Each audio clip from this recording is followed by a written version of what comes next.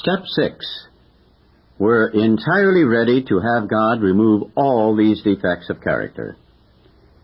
This is the step that separates the men from the boys. So declares a well-loved clergyman who happens to be one of AA's greatest friends. He goes on to explain that any person capable of enough willingness and honesty to try repeatedly Step 6 on all his faults without any reservations whatever has indeed come a long way spiritually, and is therefore entitled to be called a man who is sincerely trying to grow in the image and likeness of his own Creator.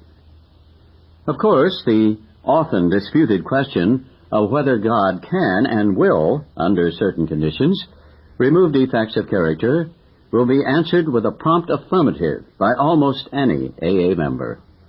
To him, this proposition will be no theory at all. It will be just about the largest fact in his life. He will usually offer his proof in a statement like this. Sure, I was beaten, absolutely licked. My own willpower just wouldn't work on alcohol. Change of scene, the best efforts of family, friends, doctors, and clergymen got no place with my alcoholism. I simply couldn't stop drinking, and no human being could seem to do the job for me. But when I became willing to clean house, and then ask a higher power, God, as I understood him, to give me release, my obsession to drink vanished. It was lifted right out of me. In AA meetings all over the world, statements just like this are heard daily. It is plain for everybody to see that each sober AA member has been granted a release from this very obstinate and potentially fatal obsession. So, in a very complete and literal way, all AAs have become entirely ready to have God remove the mania for alcohol from their lives. And God has proceeded to do exactly that. Having been granted a perfect release from alcoholism, why then shouldn't we be able to achieve by the same means a perfect release from every other difficulty or defect? This is a riddle of our existence, the full answer to which may be only in the mind of God. Nevertheless, at least a part of the answer to it is apparent to us. When men and women pour so much alcohol into themselves that they destroy their lives, they commit a most unnatural act. Defying their instinctive desire for self-preservation, they seem bent upon self-destruction. They work against their own deepest instinct. As they are humbled by the terrific beating administered by alcohol, the grace of God can enter them and expel their obsession. Here, their powerful instinct to live can cooperate fully with their Creator's desire to give them new life. For nature and God alike abhor suicide. But most of our other difficulties don't fall under such a category at all.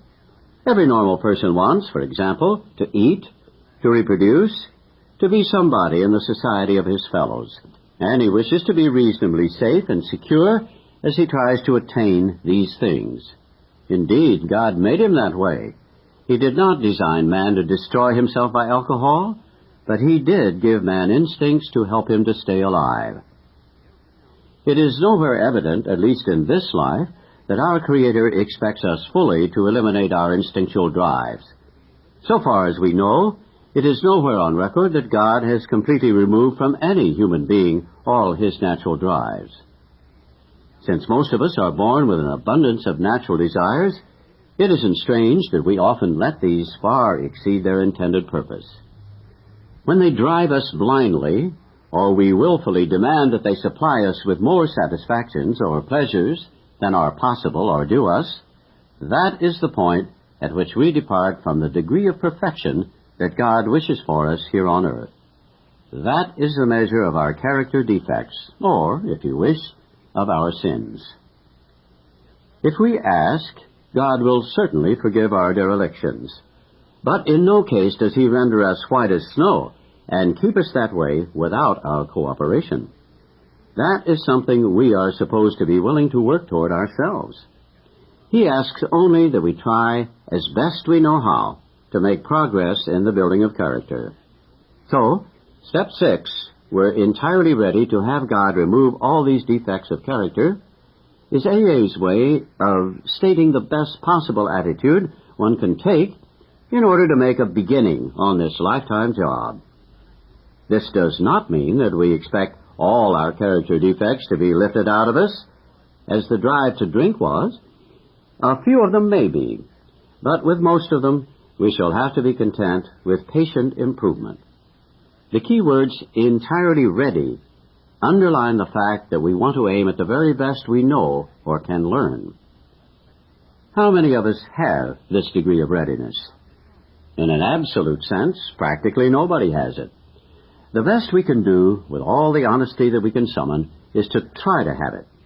Even then, the best of us will discover to our dismay that there's always a sticking point, a point at which we say, no, I can't give this up yet. And we shall often tread on even more dangerous ground when we cry, this I will never give up. Such is the power of our instincts to overreach themselves. No matter how far we have progressed, desires will always be found which oppose the grace of God. Some who feel they have done well may dispute this. So let's try to think it through a little further. Practically everybody wishes to be rid of his most glaring and destructive handicaps. No one wants to be so proud that he is scorned as a braggart, nor so greedy that he is labeled a thief. No one wants to be angry enough to murder, lustful enough to rape, gluttonous enough to ruin his health. No one wants to be agonized by the chronic pain of envy, or to be paralyzed by sloth.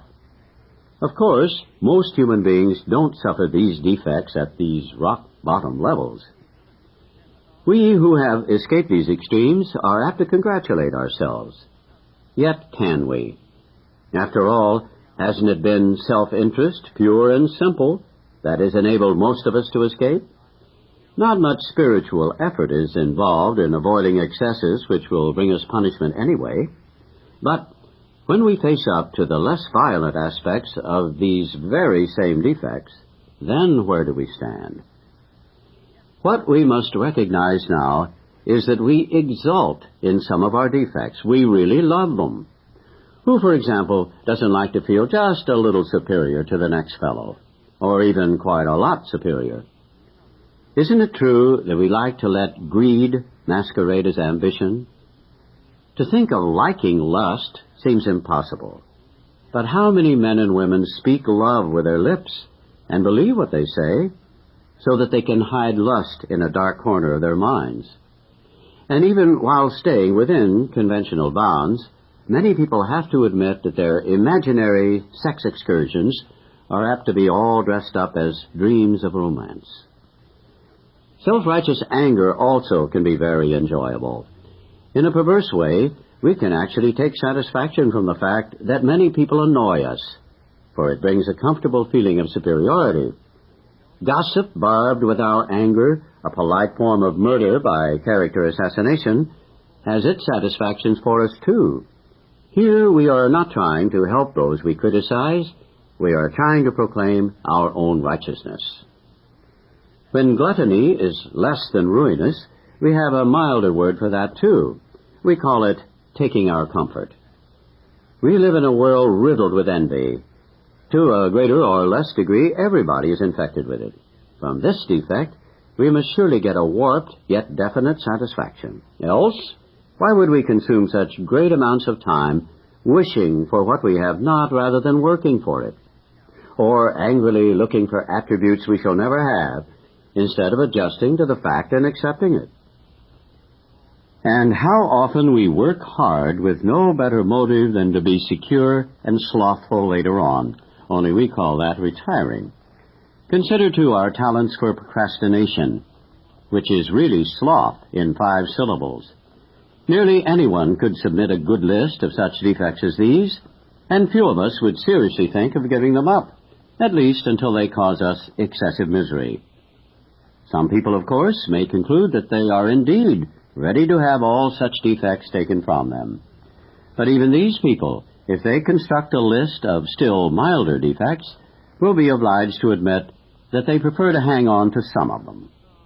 Therefore, it seems plain that few of us can quickly or easily become ready to aim at spiritual and moral perfection. We want to settle for only as much perfection as will get us by in life, according, of course, to our various and sundry ideas of what will get us by. So the difference between the boys and the men is the difference between striving for a self-determined objective and for the perfect objective, which is of God. Many will at once ask, how can we accept the entire implication of step 6? Why, that is perfection. This sounds like a hard question, but practically speaking, it isn't.